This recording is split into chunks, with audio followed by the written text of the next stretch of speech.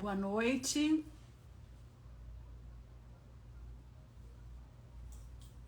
Boa noite a todos. Sejam bem-vindos.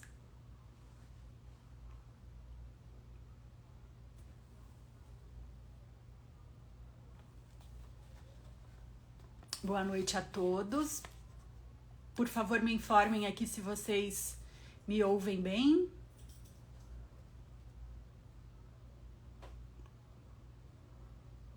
Boa noite. Vamos aguardar mais 1 ou 2 minutinhos para as pessoas entrarem, chamarem seus pares, seus convidados, seus amigos para escutarem aqui esse mais um Salé Talk do ano. Muito interessante, por sinal.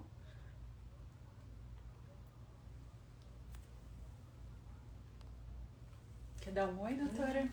Oi, gente, tudo bom? Doutora Ana Caroline, para quem não me conhece, sou cirurgiã da equipe Salé. E hoje eu tô aqui participando desse tema maravilhoso, que é um tema que a gente escuta todos os dias no consultório. Quem atende com a gente aqui no Instituto sabe, hein? Muito bom. Bom, vamos dar início. 20 horas e 2 minutos, estamos pontuais, como sempre. É uma regra aqui, uma filosofia do Instituto de Medicina Salé. Eu sou Margarete Arruda, sou membro aqui da equipe do Instituto de Medicina Salé. Estou compartilhando o sofá com a doutora Ana Carol, que é cirurgiã da equipe também, e tem amplo conhecimento aí em todos os aspectos relacionados à cirurgia bariátrica e metabólica em suas diferentes fases. Todas as análises pré-operatórias, a cirurgia em si, perioperatória e o acompanhamento de pós e longo prazo.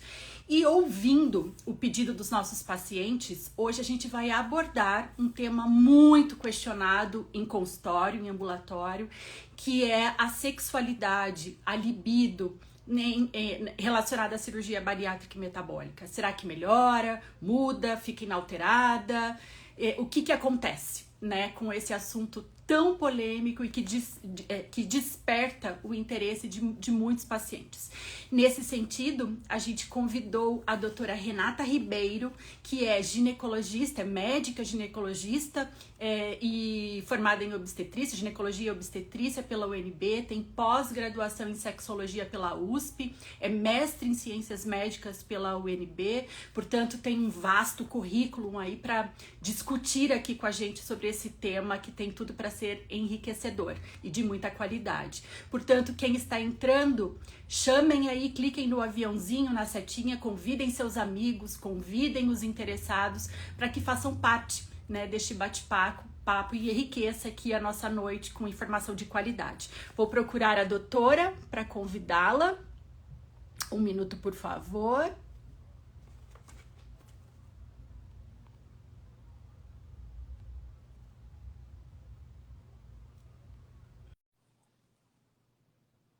Enviado o convite, vamos aguardar que ela entre.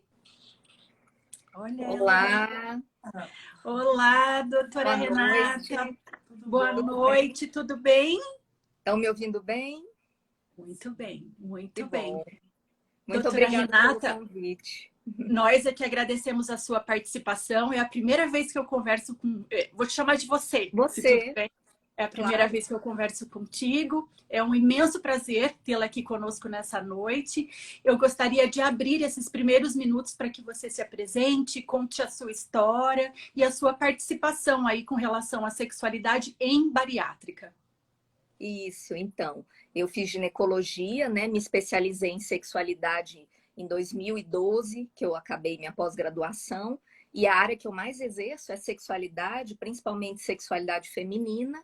E é bem interessante essa questão da bariátrica, porque eu não tinha vivência com o tema, mas a primeira live que eu fiz aqui no Instagram foi sobre esse tema.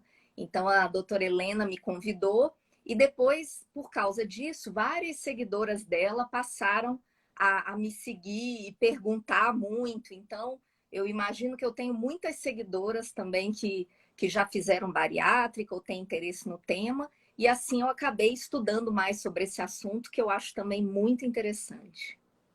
Muito bom. Você tem uma fã aqui no meu sofá, Que bom. dividida comigo. A doutora Ana Carol fala muito de você. Então, eu tenho Obrigada. certeza que os nossos próximos minutos aqui vão ser bem interessantes.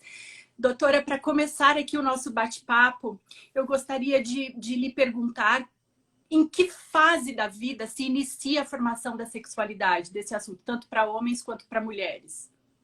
A gente diz que a sexualidade, ela faz parte do desenvolvimento de todas as pessoas. Então, não pensando em sexualidade como um sinônimo de sexo, não é isso. A sexualidade é muito mais ampla e por isso ela começa desde a infância, né?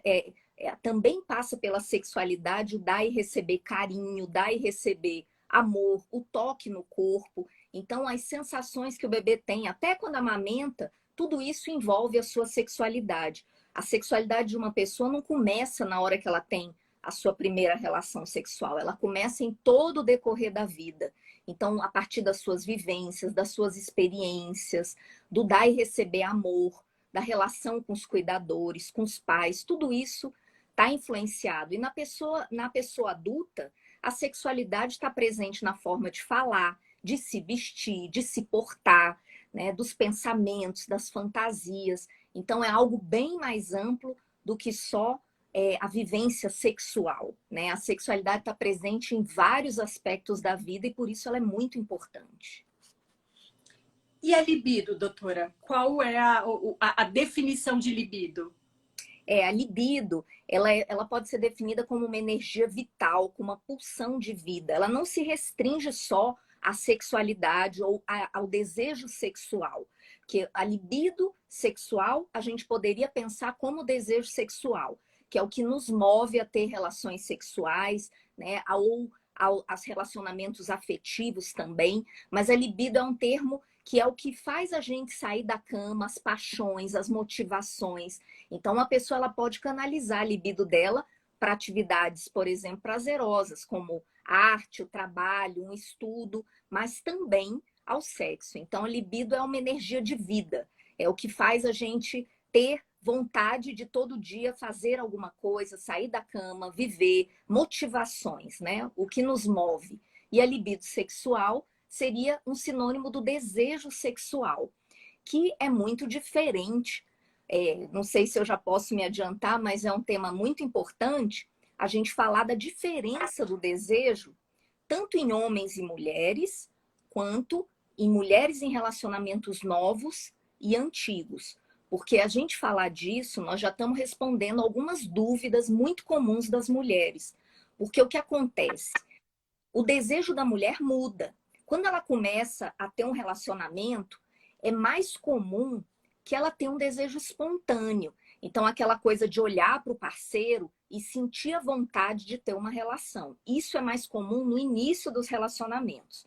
Mas conforme o tempo vai passando, com 2 anos, 3 anos de relacionamento, depois do casamento, a mulher normalmente ela já não tem mais esse desejo espontâneo. A gente diz que ela tem um desejo responsivo. E o que seria isso? É que a maioria das mulheres nessa fase, dificilmente elas olham para o parceiro e falam, ai, que vontade. Dificilmente a vontade surge na mente delas, o desejo sexual. Normalmente nessa fase, ela tem um desejo responsivo, ou seja, o parceiro a procura e ela responde. E o que seria a motivação para ela ir para o ato sexual? Vontade de se sentir amada, vontade de se sentir desejada, às vezes até de agradar o parceiro, de aumentar o vínculo afetivo, às vezes até de ter prazer sexual, mas até de uma forma mais racional. Então, é muito importante as mulheres saberem dessa diferença para elas não ficarem esperando que o desejo venha de repente na mente delas. Isso acontece com os homens, né? Os homens têm biologicamente mais hormônios, testosterona, eles são mais incentivados na sua vida a viver a sua sexualidade, o órgão genital é externo, então ele tem muito mais intimidade com o seu corpo. Então é muito diferente quando a gente pensa no desejo da mulher depois de um relacionamento longo. E isso é importante para as mulheres não ficarem sofrendo e se cobrando, olhar para o parceiro e ela tomar a iniciativa. E aí também falar para o parceiro, né? Eles também têm que saber desse conhecimento, porque eles chegam, ela não me procura mais. E às vezes eu digo, olha, e o comum é não procurar mesmo. A mulher é mais responsiva. É claro que de vez em quando, um dia que eles estão muito bem, numa viagem, né, que ele passou o dia, fez alguma coisa, um jantar, alguma coisa especial, ela pode aflorar esse desejo espontâneo. Ou dicas como um filme, uma série, uma cena de uma série, né? E aí ela, opa, agora eu tô com desejo. Mas isso também seria um estímulo externo. Ou seja, a mulher não espontaneamente não vem na mente dela esse desejo sexual tão frequentemente quanto nos homens. E assim, a mulher sabendo disso, ela não sofre, né? Ela entende que ela tá normal quando ela não tem esse desejo espontâneo. Doutora, eu vou liberar as próximas perguntas para a doutora Ana Carol fazer para você, mas antes eu gostaria só de fazer um gancho aí com relação à sua fala.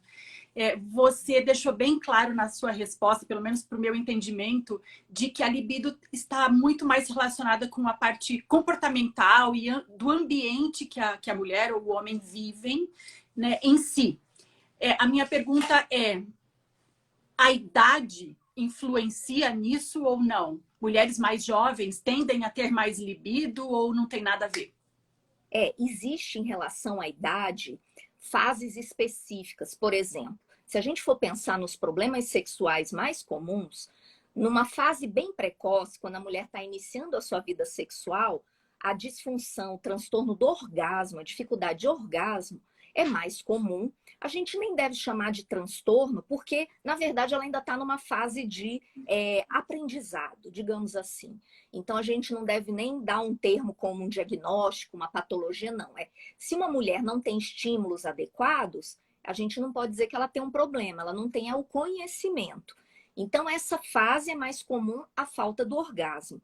E a mulher mais velha, no climatério, depois da menopausa, ela tem mais a baixa de desejo, mais frequentemente, e aí sim tem aspectos hormonais. Então, se a gente for pensar em termos de idade, uma fase que realmente marca uma mudança é a menopausa, que aí sim é a fase da mulher que nós temos mais impactos hormonais, orgânicos. Na mulher jovem, a maioria dos problemas sexuais não é hormonal, não é doença, são mais causas psicológicas e conjugais. Então, uma mulher de 20, 30 anos que está sem libido, a menos que ela tenha uma doença, geralmente o problema é psicológico, às vezes a criação, às vezes a religiosidade e menos a questão orgânica, né? A não ser que ela tenha uma doença conhecida, use um antidepressivo, né? Às vezes, ou mesmo a obesidade, que a obesidade impacta muito. Então, vai depender de vários contextos, mas a idade por si só, por exemplo, dos 20 aos 40 anos, aos 40, 30, 40, geralmente ela está mais livre do ponto de vista psicológico em termos de se cobrar menos, às vezes se preocupar menos com se o outro vai aceitar bem, como é que o corpo tá. Então, varia muito de acordo com mulher, como ela elabora o envelhecimento, entre aspas, né? Não que ela esteja velha, mas eu quero dizer assim, o passar dos anos, o amadurecimento é o termo mais correto. Renata, só uma coisa. Posso chamar de Renata, né? Porque Claro, claro. Renata, a única. Então, a verdade, então é uma única verdade. Tem que sair da rotina para as coisas melhorarem com o parceiro. Depois aí de uns 5 anos de casamento, relacionamento, tem que sair da rotina. Escolher um dia para viajar, um dia para se divertir. E aí eu faço uma pergunta importante, pegando o gancho aí da parte da mudança da rotina. A gente atende muitos pacientes, tanto no pré-operatório, ou seja, pacientes que têm obesidade, quanto pacientes no pós-operatório. E uma pergunta que eu recebo de vez em quando no consultório é quanto ao orgasmo, puxando um pouco a deixa do orgasmo. Essa paciente, depois que ela faz a cirurgia bariátrica, ela vai ter mais orgasmo, isso não tem relação com a obesidade, a lubrificação melhora em relação à lubrificação na hora do sexo para a mulher pós-cirurgia bariátrica, melhora, não melhora? O que você tem a falar um pouco sobre isso? Porque é uma pergunta que eu escuto. Vai melhorar o meu orgasmo, doutora? Não vai? Pode explicar. Isso é Gente, Sim, isso é muito importante, porque assim, uma mulher que nunca teve orgasmo é diferente de uma mulher que tinha orgasmo e deixou de ter. Se ela tinha e deixou de ter, ela já aprendeu como ter. Ela já sabe que o corpo dela responde, né? Ela sabe que tipo de estímulos causam o orgasmo. Se ela parou de ter, alguma coisa aconteceu. Pode ser alguma doença, porque precisa para o orgasmo o sangue chegar na pelve, então ela pode ter um diabetes, por exemplo. Então isso pode atrapalhar. E se ela melhora do controle do diabetes, a chance do orgasmo melhorar. Então, uma mulher que está no climatério e para de ter orgasmo porque está com baixa de hormônio, se a gente repõe hormônio, melhora. Então, o que se diz na literatura é que tudo da sexualidade melhora com a bariátrica, tá? Então, esse foi o primeiro contato que eu tive com esse tema, que foi lá em março de 2020, quando eu fui fazer a primeira live, eu pensei, nossa, então tá ótimo, porque eu só leio coisa boa, eu só tenho notícia boa para dar. E quando eu cheguei na live, era um monte de queixa de tô baixa de libido, tô com baixo de libido, a bariátrica acabou com a minha libido. E eu fiquei, então o que que acontece? Como é que eu vou dar uma resposta se a literatura diz que tá tudo maravilhoso? Então eu até brincava que tinha um meme que dizia, e fora dos stories, como é que tá a sua vida? Então eu dizia, e fora dos artigos científicos, porque no artigo tá tudo maravilhoso, mas na vida real as mulheres estão reclamando. E aí, nesse tempo, eu fiz várias hipóteses, assim, algumas hipóteses pensando. E é interessante que eu fiz uma enquete no meu Instagram e eu pensei em todas as causas que poderiam fazer uma mulher ter um prejuízo na vida sexual depois da bariátrica, para a gente tentar entender. Porque não é como eu dizer assim, olha, uma mulher que tem câncer de mama, ela vai ter impacto na sexualidade, não vai ter impacto. Tá claro na literatura que causa, mas a bariátrica só se fala coisa boa. É difícil, eu não acho na literatura dados que falam que piora. Então, a gente tem que olhar o que está acontecendo com essa mulher fora a cirurgia. Então, eu fiz uma enquete. O que desses fatores acontece com você? Você teve piora da sua libido ou melhorou com a bariátrica? Eu tive 25% de resposta de que melhorou e 75% que piorou. É claro que as mulheres que me seguem provavelmente são as que estão mais incomodadas com a vida sexual. Então, não é uma amostra real da realidade, pode ser enviesada. Mas aí eu coloquei alguns itens. Eu coloquei assim, ó. Você acha que a sua libido piorou? Quer ver? Deixa eu achar aqui os números, ó.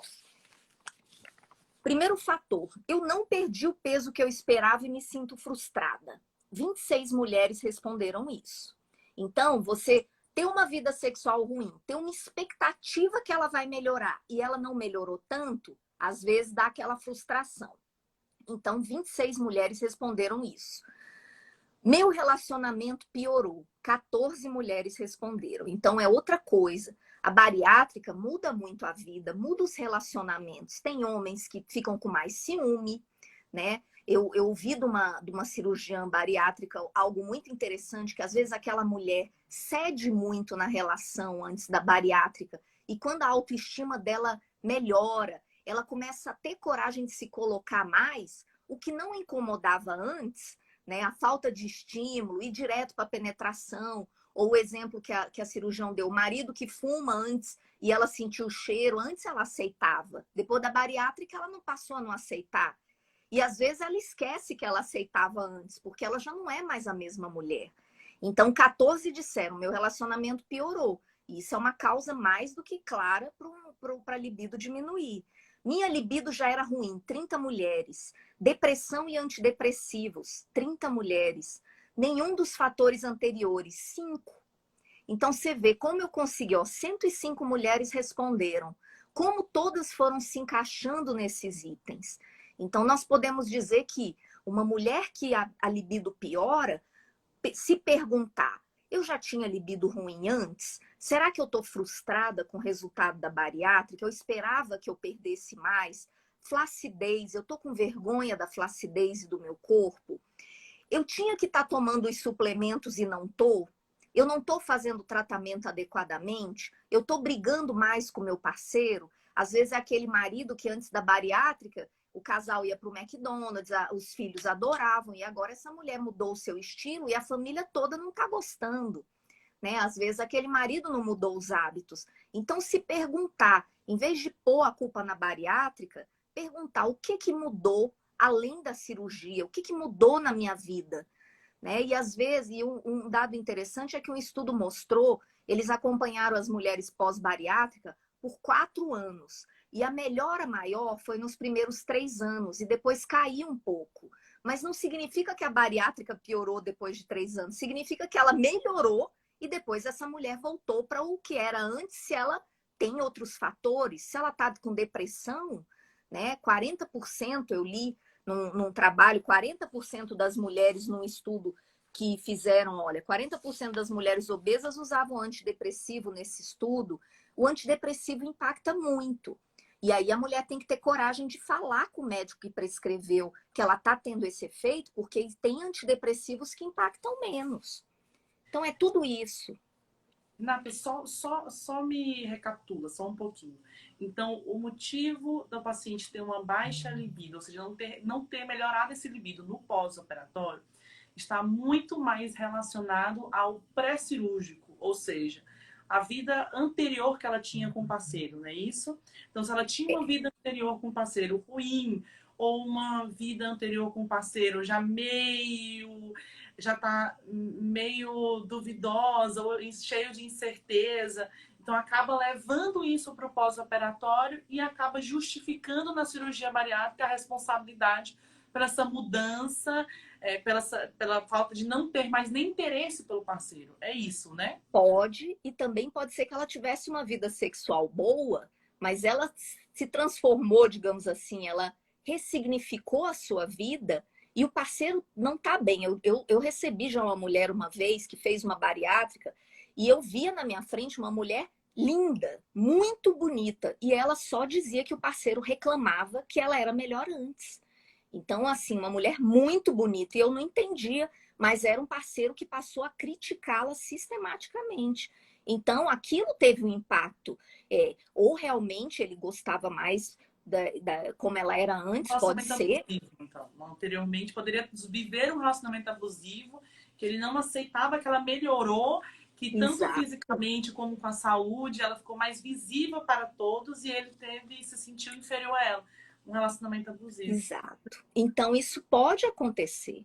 Então, são vários fatores que a mulher deve olhar, se conhecer, olhar o contexto, se as falas mudaram, se o carinho mudou, né? Porque não ter libido não significa eu não te amo mais, não significa eu não quero te beijar, te abraçar. Uma mulher, mesmo sem querer ter uma relação, ela pode até se expressar, olha, eu não quero ter uma relação, não quero transar hoje, mas eu quero um beijo, um abraço, fazer o parceiro se sentir acolhido, não rejeitado, amado.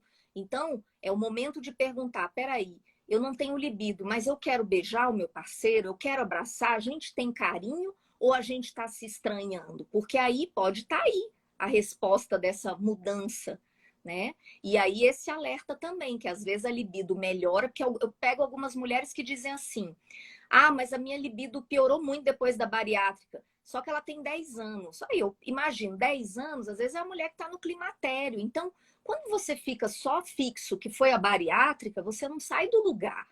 Então, é bom se... que mais que pode ser além da bariátrica? O que mudou na minha vida?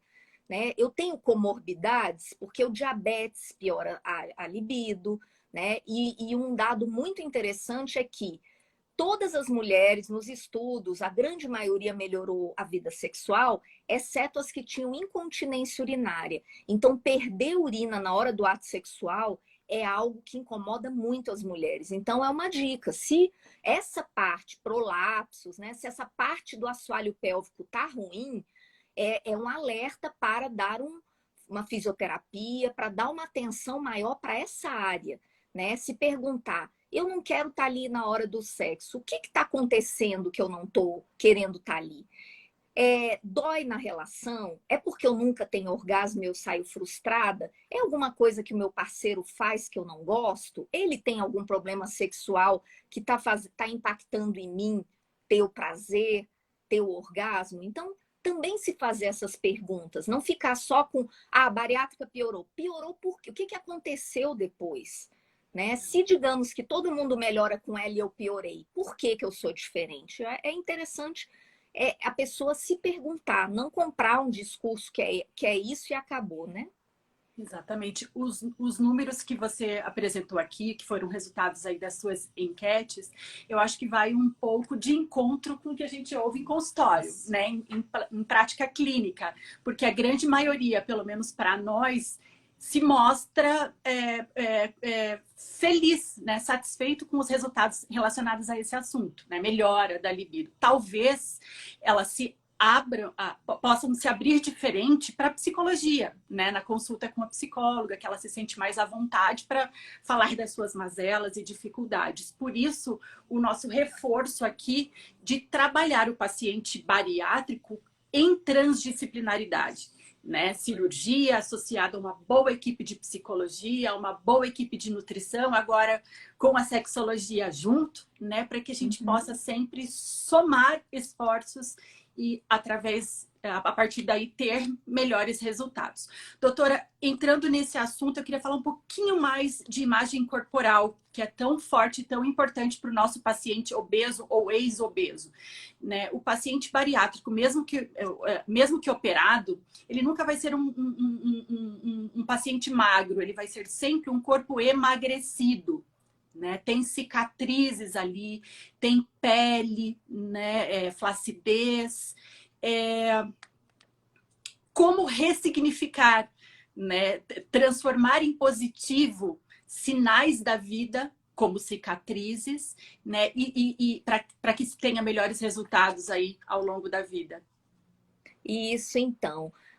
Isso é muito importante, né? Porque muitas vezes o corpo é o que ele tem aquele componente erótico, ele é aquele corpo que pode sentir sensações prazerosas, mas ele também é um corpo que muitas vezes sofreu preconceito. Então é um dilema na pessoa, às vezes, de estar à vontade com o corpo, né?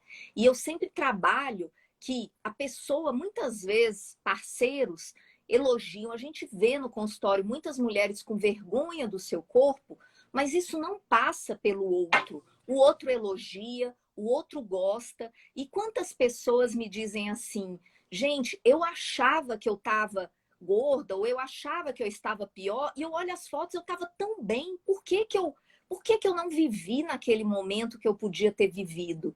Então, eu acho que também a sociedade cobra muito, né, esse padrão de beleza que adoece muito as pessoas, né? Que causam prejuízo na saúde mental.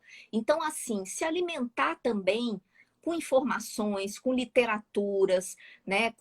Com sites, eu vejo pessoas, às vezes, falando desse empoderamento, dessa aceitação.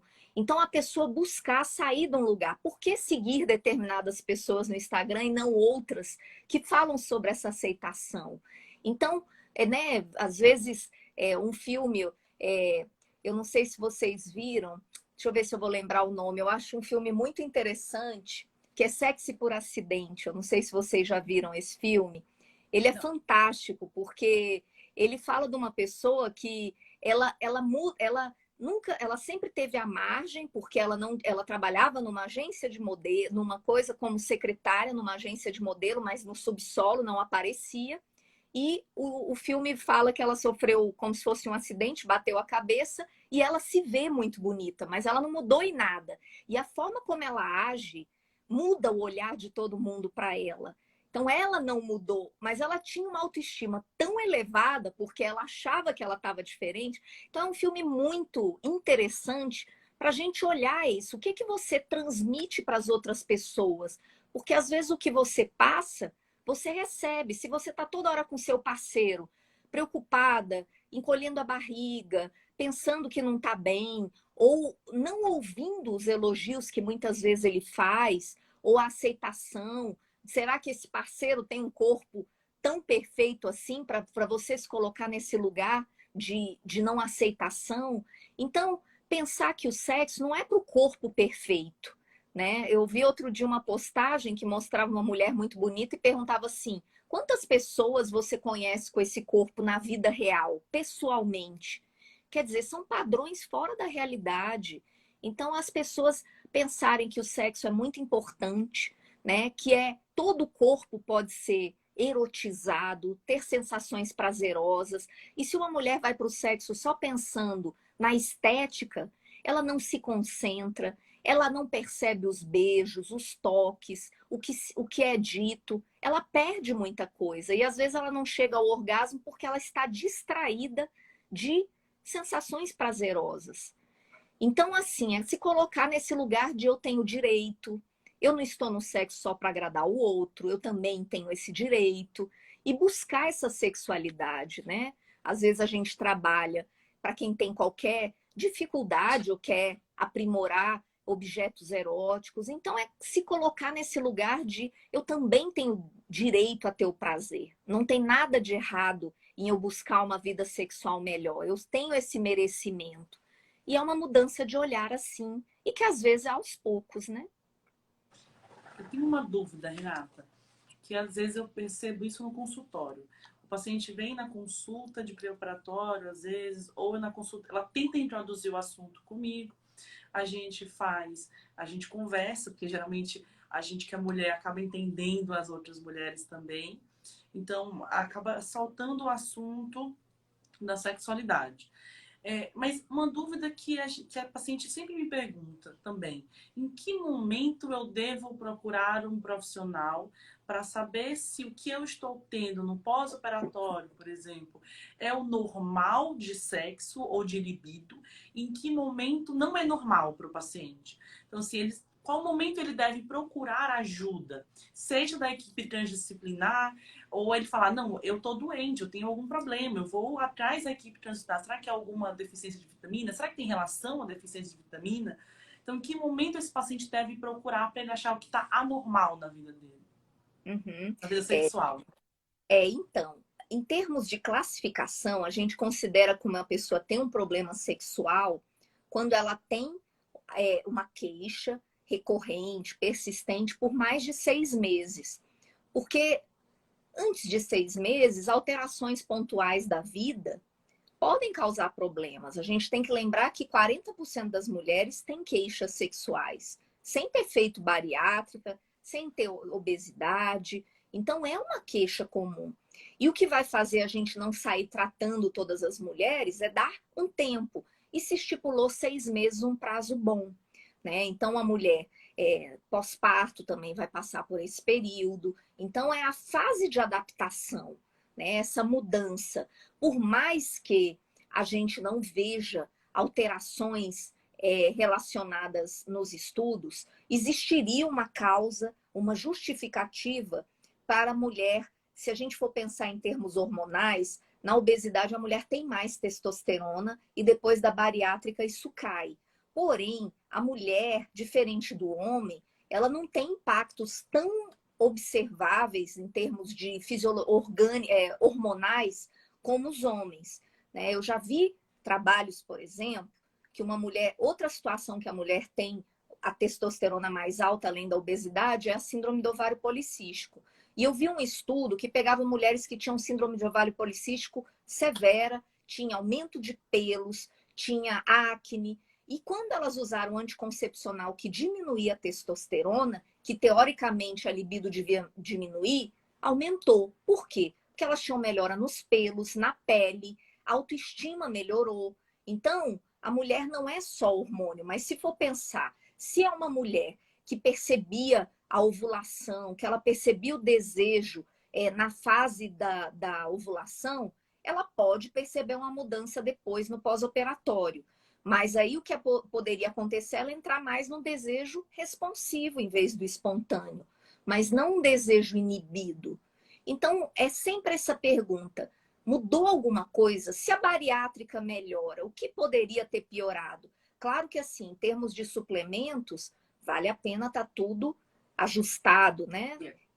A gente tem uma pessoa que vai falar melhor dessa parte pra gente. E isso é muito importante, né? Não tá com anemia. Enfim, são esses pontos também. são importantes. Então, aquela recuperação da cirurgia, né, os desconfortos que tem, porque o sexo, na hora se você tem uma distração, seja uma dor em qualquer parte do corpo, uma dificuldade de alguma posição, tudo isso pode quebrar, né, aquele clima, e a pessoa, dependendo do jeito, ela pode lidar assim: nossa, essa posição ficou desconfortável. Ah, não tem problema não, eu vou sugerir outra. Ou ela pode assimilar assim: tá vendo como eu tenho um problema? E ela já se chateia, ela perde a lubrificação. Então, a mente, o cérebro é o principal órgão do prazer. Depende da forma como ela está elaborando o ato sexual depois, que aí vai depender se ela vai estar mais mobilizada, mais estimulada, né? Aí de novo, ou retrair, né? Que tem o desejo espontâneo, o responsivo e o inibido. O inibido aí já é uma doença. Ela tá fugindo, ela não tá nem responsiva. Ela vai para a cama antes, como o paciente falou, eu até pego o filho na cama dele e levo para mim para não ter perigo. Então, quando a pessoa está fugindo a esse ponto, é um problema. Aí ela buscar ajuda depende de: deixa eu tentar sozinha, deixa eu conversar mais com meu parceiro, quem sabe a gente conversando. Então, o momento certo de buscar ajuda também depende do sofrimento, porque nada impede que ela vá numa consulta e ela seja orientada. Olha, isso pode ser assim, observa isso. Às vezes a gente sugere uma literatura erótica, né? Algo que possa fazer ela pensar mais em sexo, e não infrequentemente, numa consulta eu já dou uma série de orientações que ela vai sair dali com ideias, o que ela vai fazer sozinha. Não precisa ser uma terapia. Às vezes são orientações. Então ela teve desconforto, incômodo, sofrimento, o relacionamento está ameaçado, aí vale a pena já buscar ajuda. Doutora, é fortemente orientado pela nossa equipe aqui do Instituto de Medicina Salé que as nossas pacientes mulheres em idade fértil não engravidem no primeiro ano aí de pós-operatório por todas, né, as consequências e interferências nutricionais e metabólicas dessa fase. A gente sabe que com a perda de peso há o aumento da fertilidade, não necessariamente o aumento da libido, que embora a gente veja que sim, né, na nossa prática clínica, mas a fertilidade aumenta muito. E com o bypass, que tem o desvio intestinal, há uma queda da eficiência dos anticoncepcionais ingeridos por via oral, por ter a desabsorção. Qual é a sua orientação para essas pacientes com relação ao melhor método para se prevenir que interfira menos possível nessa parte de libido? Na verdade, os métodos o melhor seria um DIU de cobre, porque aí não teria interferência nenhuma hormonal, né?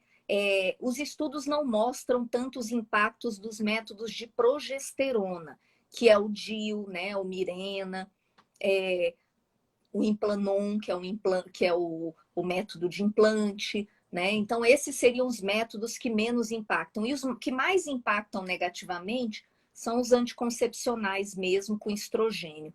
Então, assim, um método muito bom seria um DIU de cobre, né? Principalmente o Mirena tem menos impactos, mas algumas mulheres têm impactos na libido e algumas também têm ganho de peso com. Então, o melhor método seria, claro, isso se ela ainda tiver um desejo de gestação, porque algumas podem não ter mais esse desejo e às vezes o marido aceita muito bem a vasectomia, que seria o melhor dos mundos para ela, né? Não Idealmente, isso deveria ser inserido, colocado antes da cirurgia, ou tem alguma fase pós-operatória que essa paciente poderia colocar o DIU de cobre?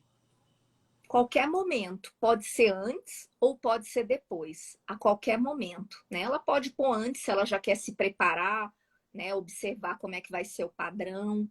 Então, o método ideal seria um DIU de cobre, que aí não mexeria em hormônios, né? Não teria um risco de retenção de líquido que poderia dificultar avaliar o ganho de peso, a perda de peso, enfim, seria o método ideal. Mas, Renata, não teria mais sangramento o DIU de cobre? Não provoca mais sangramento e poderia levar a uma anemia na paciente? Esse é um aspecto que é variável mesmo. Então, assim, a gente sempre para pôr o DIU de cobre tria cólica e o fluxo menstrual, né? Como que é o ciclo dela. Então, realmente, nesse ponto, por isso que às vezes que é uma avaliação muito personalizada, né? Tem pacientes que se dão muito bem com Mirena. A grande maioria tem uma aceitação muito boa, né? O DIU de hormônio realmente seria muito bom, né? Aqui no Instituto, só falando um pouquinho, a gente sempre pede no pré-operatório que os pacientes que já tomam anticoncepcional oral procurarem o ginecologista para ter essa orientação, porque eu acho que isso é importante. Essa orientação de qual método anticoncepcional. Porque eu acho que cada caso é um caso. Então, com você, ginecologista, você vai acabar discutindo com o seu paciente qual método que seria mais ideal. Aqui no Instituto a gente sempre pede no pré-operatório também que o paciente passe com o ginecologista. Só tenho uma dúvida, Renata, você me tira rapidinho. Já vamos para o outro lado. Se tem uma paciente que no lugar dela tem um libido diminuído após cirúrgico, ela tem um libido aumentado. É aquela paciente que o marido corre, que o marido tem que fechar a porta porque não aguenta mais essa mulher. Me conta, quanto tempo dura? Dura a vida inteira? Vai durar um tempo determinado para eu achar que é alguma coisa patológica? Será que ela tá algum hormônio a mais? Será que quanto tempo vai durar esse fogo dessa mulher a mais? Uhum. A gente tem. É muito. Você vê, nós não temos nem mais o manual que a gente usa mais para as disfunções sexuais é o manual da psiquiatria, é o DSM, né? Que é de transtornos mentais. Nem tem no DSM aumento de hipersexualidade. Por quê? Porque hoje em dia a medicina já patologizou demais a sexualidade, né? Tudo era doença, masturbação era errado. Homossexualidade no passado era considerada doença. Então a gente tem cautela em dizer que uma mulher que tem muito libido tem um problema. Muitos homens querem ter relação todo dia, e por que dizer que uma mulher não poderia querer também, né? Então, é sempre a questão do casal, né?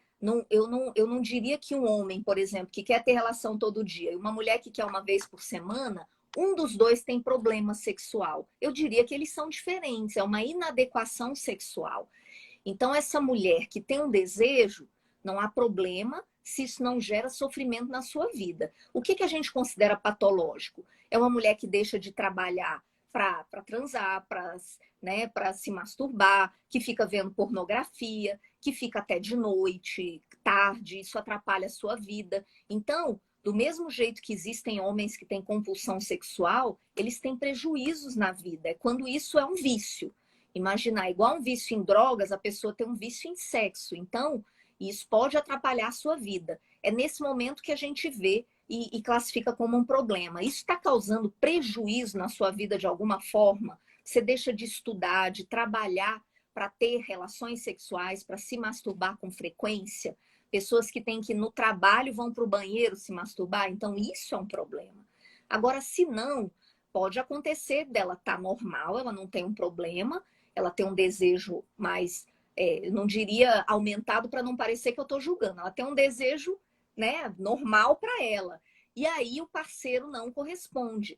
E aí é a mesma orientação dos homens. Os homens, às vezes, porque se uma mulher tivesse que corresponder sempre ao desejo do homem, talvez para ela fosse muito difícil.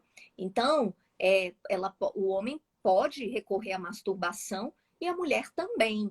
Então, isso é algo que a gente quer ela mudar o olhar, que também não seria justo ele sempre ter que estar pronto no momento que ela quisesse. São duas pessoas, então, como em tudo na vida, vai se negociar, né? Como que seria bom para ele, para ela, enfim.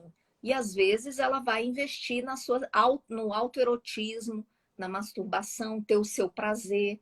E para algumas isso está bem tranquilo. Doutora, nos casos patológicos, ou seja, que a causa é mais grave, né, dessa queda de libido, ou nas fases da vida que as coisas estão um pouquinho mais down do que costumam ser, né? Existe um pó mágico, uma varinha de cordão que pode ser prescrito com uma canetada e salvar a vida da mulher naquela fase? É por isso que é muito importante a gente saber o motivo. Eu fiz uma postagem no meu Instagram, eu fiz assim um brainstorm, um pensamento assim, deixa eu tentar lembrar todas as causas de baixa de libido que eu consigo lembrar. E eu enumerei 44 causas. Então, tem muita causa. Então, depende do que é essa mulher. Às vezes pode ser só o sedentarismo, né? O sono inadequado. Então, pode ser que... Então, quando as mulheres me perguntam, tem um remédio para libido? Eu falo, se a causa da sua baixa de libido se tratar com remédio, sim. Se não se tratar com remédio, se for o ciúme exagerado do parceiro, nenhum remédio. Se vocês brigam o dia todo, não vai ter um remédio. Agora, essa dúvida é interessante, porque uma vez uma colega psiquiatra falou assim, Renata, eu já sei o que você vai indicar para todas as suas pacientes melhorar a libido demais. Eu já descobri aqui. Aí eu, o que é? Ela falou assim, uma paciente minha disse que usou umas bolinhas na vagina que ela ficou subindo pelas paredes. Aí eu falei assim, olha, falei para essa minha amiga, tem paciente que o marido dá banho no filho, tem uma que ler 50 tons de cinza, tem outra que vai ser uma viagem, né? Tem outra que é o vibrador. Então, é muito variável. O lance é cada mulher descobrir o que ativa o meu desejo. E é por isso que a gente estimula tanto o autoconhecimento, né? Porque às vezes é uma virada de chave, né? Tem um site que eu tinha muito, que são mulheres que é um site bem, não tem nada de vulgar, ele é voltado para mulheres, baseado em elas se conhecerem. São mulheres, elas se mostram se tocando, se masturbando, mas é bem, digamos, é bem aceitável para todas as pacientes, porque o foco desse site é estudos em sexualidade feminina. E como é uma coisa mais avançada, por exemplo, eu brinco que esse site é como se uma pessoa me procurasse para correr 5 quilômetros. Eu queria correr 5 quilômetros e o site já são maratonistas, digamos assim. É porque o site não é mulheres que têm dificuldade de orgasmo.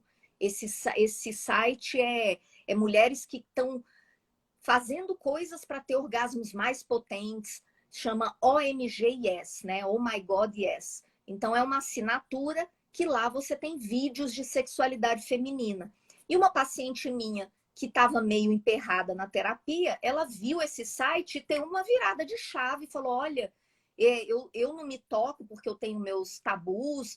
E eu vi lá as mulheres se tocando, eu me achei que eu estou perdendo tempo na minha vida. E aquilo ali foi uma virada de chave.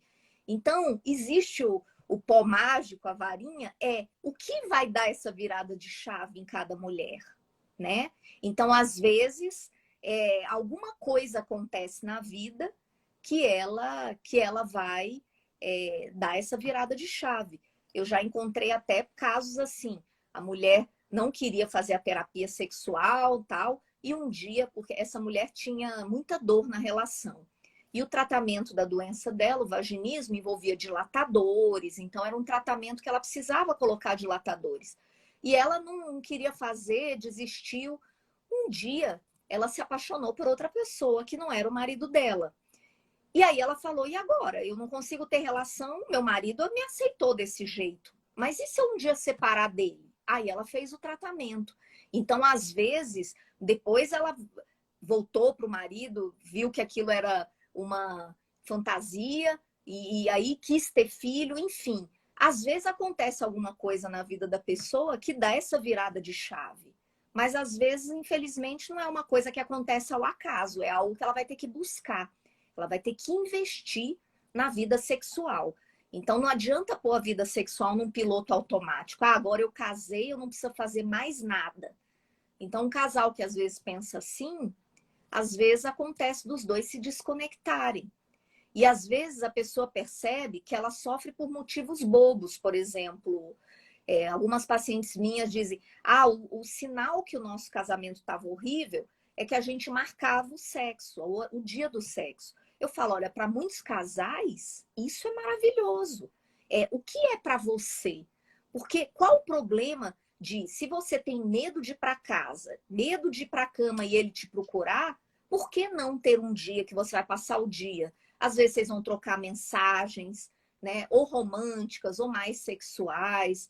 E você vai ter, às vezes, você tem um período livre, vai fazer uma massagem, vai ler um conto erótico, vai pensar no sexo, vai se preparar para isso. Qual é o problema? Então, para algumas pessoas é ruim, para outras é ótimo. E você só vai saber se perguntando, né? Então, lendo conteúdos, né?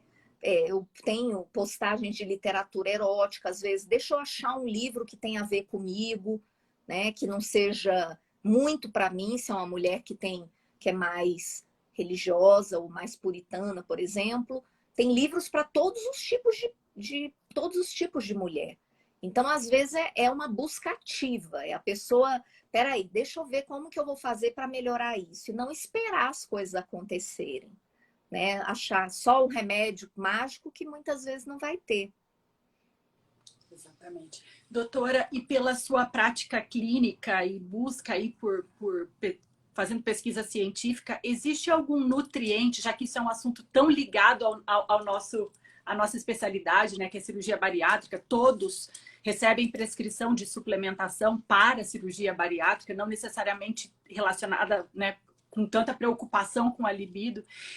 Existe algum nutriente que te preocupa ou que te enche mais os olhos quando a gente considera esse assunto, libido, algum nutriente que pesa mais? Na verdade, assim, o ideal é que não haja nenhuma deficiência. Isso é muito importante.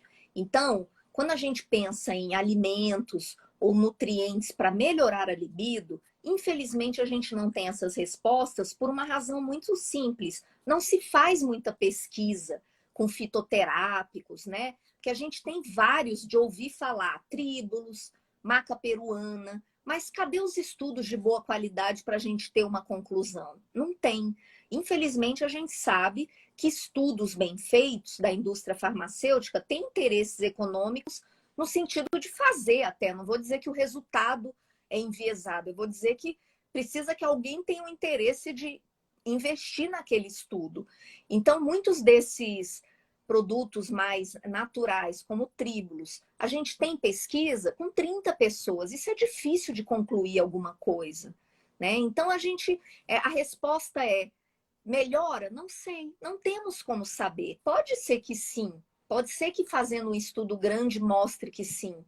Mas, por outro lado, ele vai estimular a testosterona, né? Se essa mulher não está com a testosterona baixa, será que vale a pena deixá-la no nível maior? Porque a gente tem a testosterona para repor e mulheres na menopausa ou que estão ali com os 45 anos, que já tem uma mulher de 40 anos, tem a metade da testosterona de uma de 20. Então, quando eu não acho causa nenhuma e ela já está nesse período perimenopausa, eu passo testosterona. E aí, nesses casos, poderia-se também passar o tríbulos, que vai aumentar a testosterona também. Mas é uma tentativa. Mas a gente tem que ter cautela nessas tentativas, porque às vezes as pacientes elas criam tanta coragem para levar para o médico a queixa da libido, e às vezes ela sai com uma receita, não adiantou nada, e ela vai ter vergonha de ir lá. Olha, não adiantou nada. É como se aquela fosse a única chance de dizer assim, peraí, como está seu casamento? Ruim. Por que você não vai para uma terapia de casal? E às vezes aquela mulher não recebeu nenhuma informação, e aí o que vai acontecer? Ou vai se separar, ou o marido às vezes vai ter uma relação extraconjugal porque eles não têm relações sexuais, e a gente perdeu a oportunidade como profissional de saúde de ajudar aquela mulher, e para isso bastaria ouvir um pouquinho, né? Que a vida tá ruim, que ela tá com problemas às vezes com a mãe, e por que não fazer uma terapia? Enfim, é um encaminhamento para um profissional, essa rede, né, multidisciplinar que é tão importante. Então, assim, eu acho que o alimento é a mesma coisa, meio igual o sono. Se uma mulher não dorme, naturalmente ela não vai estar libido. Mas se ela dormir demais, ela não vai curar suas causas de baixa de libido. Então, eu vejo, por enquanto, a questão nutricional mais como a deficiência realmente prejudica a libido. Mas eu não sei se tem um alimento que precisa ser dado para melhorar de alguma forma, se tem benefício. Nós temos medicações nos Estados Unidos, mas elas agem no cérebro igual os antidepressivos, né? Mudando serotonina, são coisas diferentes, não são suplementos. Eu estava comentando, Renata, esta vida, estas stories, né? E com outra colega minha sobre isso, sobre sexualidade. Ela também é ginecologista. E ela estava falando que uma das deficiências que ela mais pega no consultório com pacientes dela também é a anemia. Então, ela hoje, ela fala que a medicina baseada na evidência dela é que os pacientes que têm a mais anemia são pacientes que não têm força nem para fazer atividade física, porque assim, o sexo não deixa de ser uma atividade física. Então, se ela não tem força para fazer, para levantar da cama, se ela não tem vontade, não tem força para levantar porque ela está com anemia, por exemplo, ela não consegue ter uma relação sexual porque ela fica cansada, ela fica com dores. Então, acho que isso é importante falar também, né?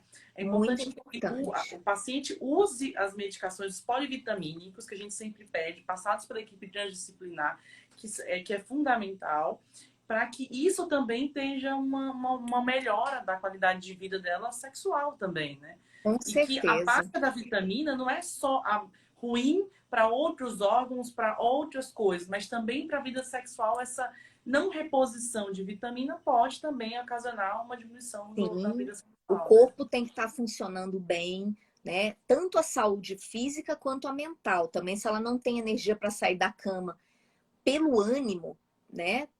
Por uma possível depressão não tratada, também vai atrapalhar muito. A pessoa que não tem ânimo para sair de casa, para ir para academia, né? E para a mulher, o sexo, eles fizeram uma pesquisa muito interessante, foi no Rio, em Belo Horizonte, deram 10 itens e perguntaram para as mulheres e para os homens qual é a prioridade do sexo nessa lista de 10 itens. Então, tinha viagens, tinha comida, tinha um monte de itens que são vitais, digamos assim, que são muito importantes. Para os homens, o sexo ficou em segundo numa cidade, em terceiro na outra. Foi Rio e Belo Horizonte. Para a mulher, ficou em oitavo e nono.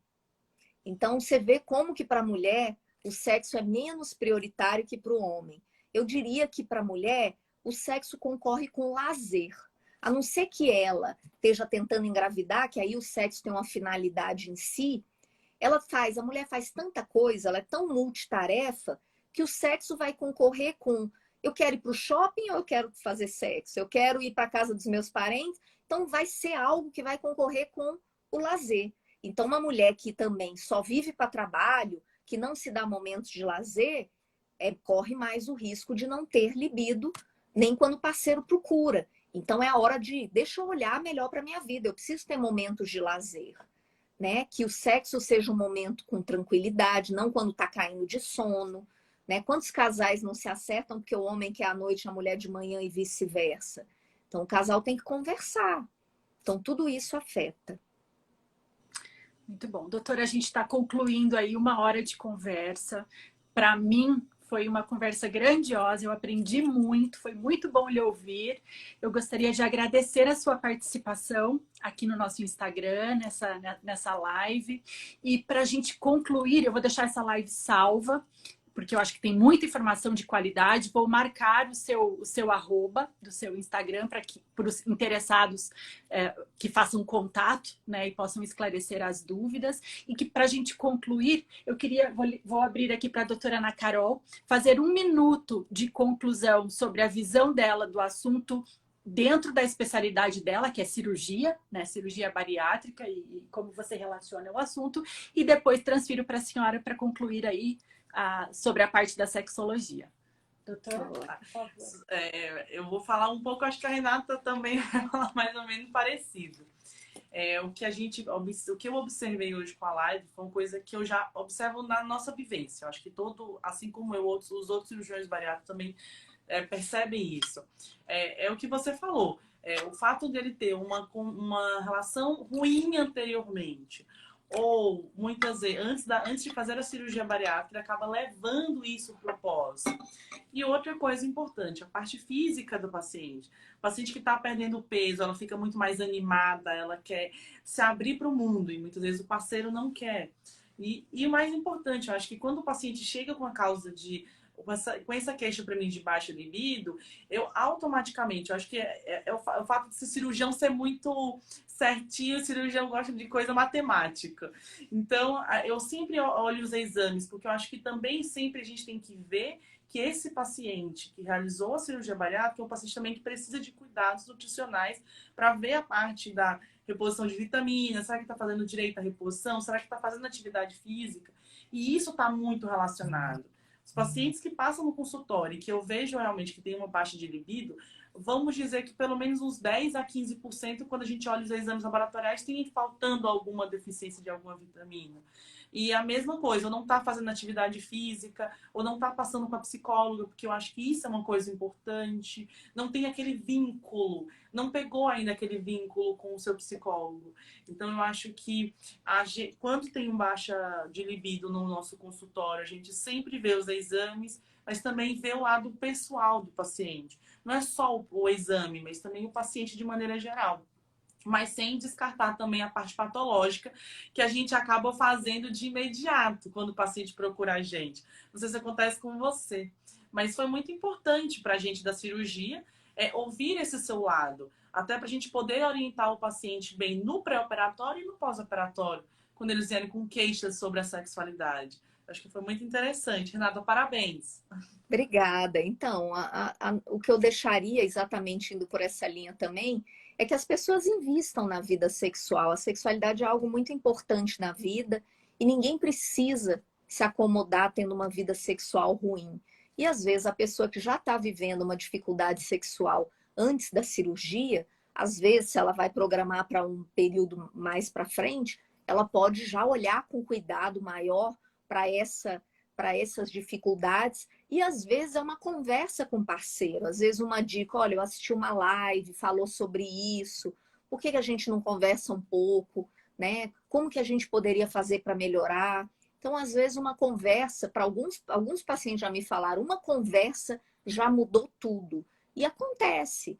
Às vezes é aqueles dois que estão com a mesma mentalidade, com o mesmo pensamento, mas nenhum dos dois tem coragem de começar essa conversa. Então, às vezes a dica é assistir uma live e agora queria conversar sobre isso. Quem sabe ajuda algumas pessoas já. Muito obrigada, viu? Gostei muito de participar. Continuo sendo sua fã, Renata, mais Que ainda bom. agora. Fico muito feliz. Estou muito feliz pela oportunidade. Muito obrigada, doutora, e até a próxima. Até a próxima. Tchau, tchau. Tchau.